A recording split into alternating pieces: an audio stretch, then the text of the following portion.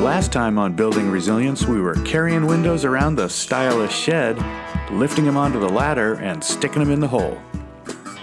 We were also talking about why we like vinyl windows. Windows are made out of all kinds of materials, including vinyl. And there are a few reasons why vinyl windows are worth considering. Well, the first is they don't rot. Vinyl doesn't rot, and if we're putting a window on the outside of a structure where it's exposed to all the elements, having something that doesn't rot easily, or at all, is probably a good idea. The other is vinyl is a poor conductor. It doesn't transfer energy very well, which makes it very energy efficient for a fairly low price point. And that same property also means that it's very condensation resistant. Both are bonuses. The other is that vinyl is a fairly resource efficient material, and it is also very lightweight. And on the install side, having a lightweight frame, well, that's a good thing. Now, windows can also be made poorly. So whether it's wood or fiberglass or vinyl, selecting a high quality, a well-made unit is really what matters most. This time, we're going to install several types of siding on that shed, which is what makes it stylish. One of those cladding types is a panel and channel design that we've used in the past. You've seen us use panel and channel in the past, and I've got to admit, I really do love this stuff. There's a whole bunch of reasons why. It's a cellular PVC. This one is from Ply Gem. It's 3/4 inches thick. It's very lightweight. It's easy to use. It's easy to cut. It's easy to install. It's also incredibly resilient. It's not going to rot. When water sits on one of these channel pieces next to it, it's not going to soak in and bust out. And it's also rated for ground contact, like we have right there, so we can take our finishes straight into the dirt. The other part of the system is the channel. In the past, we've used architectural extruded aluminum channels, but this year we decided to try something a little different, and we took a stab at bending our own channel using coil stock, which is a lot more affordable and a lot of fun. We were able to make all the parts and pieces that we could imagine for the space at the exact sizes that we wanted. Another cladding you've seen from us quite a bit is the open joint cladding. This is a PVC deck board that we put over Benjamin Obdyke's InvisiWrap UV and their Batten UV product, and it's a really great system. We love it quite a bit. Something you haven't seen as much from us would be vinyl siding. This is Variform from Ply Gem, and it's a pretty impressive vinyl siding. It's much more rigid than a traditional vinyl siding. It's hurricane resistant, looks pretty sharp. And we started with a J channel over here, then travels along and it meets another Ply Gem product. This is their cellular PVC trim, which we love for all the same reasons we love PVC panel. It's durable, it tanks paint well, it's very easy to use. This comes pre-rabbited so that the vinyl siding tucks in behind it very nicely and gives us really crisp lines, and it looks pretty sharp. We decided to dress this one up with a stool and apron detail, which hides the transition between the materials. And then over here on their corner, they've done something that I also like, which is to build up this front edge. It adds a little bit of stiffness and resilience to the corner and provides the other receiving side of our vinyl siding as it dies away. Vinyl siding installation begins with a starter strip, but before we nail it to the wall, let's look at the system as a whole. Because part of the wall will have panel and channel, we need to plumb down from the window, where the siding will end, to determine where the starter strip will start. We also need to determine the correct elevation for the starter strip, which involves the width of the panels and the height of the wall.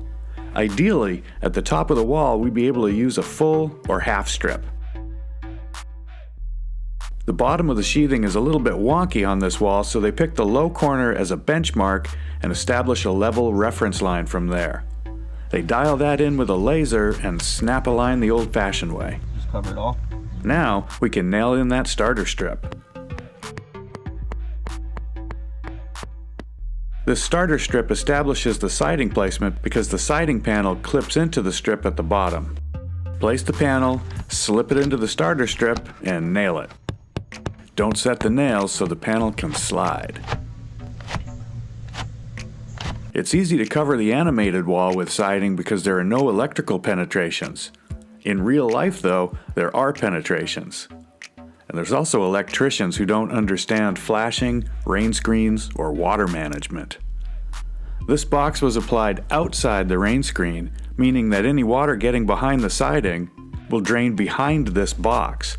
If the hole in the wall isn't sealed, then the water will drain directly into the wall cavity.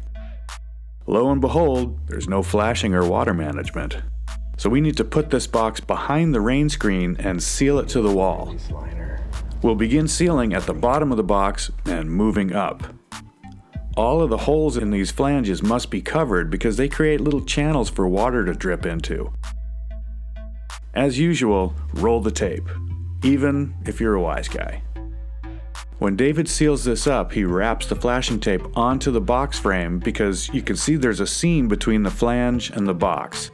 Seams are, by definition, leaks until they're sealed. The sides are applied and the top covers the sides. As a final layer of protection, they seal the seams with liquid flashing. The rain screen goes over the flashing and Joseph boxes out the junction box with J-channel. Now, he runs back to running siding up the wall. They've been cutting it with a grinding wheel, which seems to work pretty well.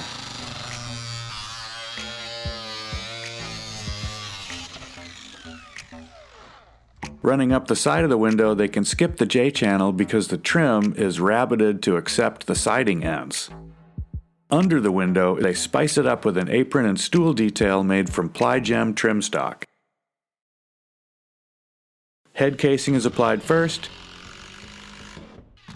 then the side casings, and finally the apron.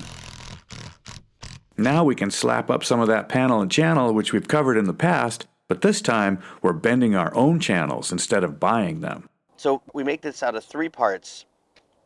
There's a receiver part in the back that's shaped like a corner with 2 little receiver ends. And then this is a J-channel and that's a J-channel that slide into that. And then the panel's recessed behind it. Let me show you what he's talking about because there's a couple of scraps still laying on the work table.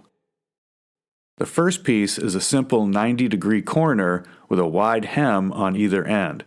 These hems are called receivers. 2 J-channels slip into those receivers and the panels slip into the J-channels. This is our, I refer this to this as our H-channel. This is our panel-to-panel connection, and it gives us a really beautiful shadow line where the 2 panels come together. And this one we build one piece as our J-channel with a long leg and a receiver, and then this is a second J-channel that slides in and is received by the first unit, so they lock in together. And that locks up this episode of Building Resilience. Next time we're going up on the roof with peel and stick underlayment and standing seam metal roofing. We're also going to give a whole new meaning to the term rolled roofing. And you're not going to get any of that stuff on just any YouTube channel. You'll only find it on Building Resilience.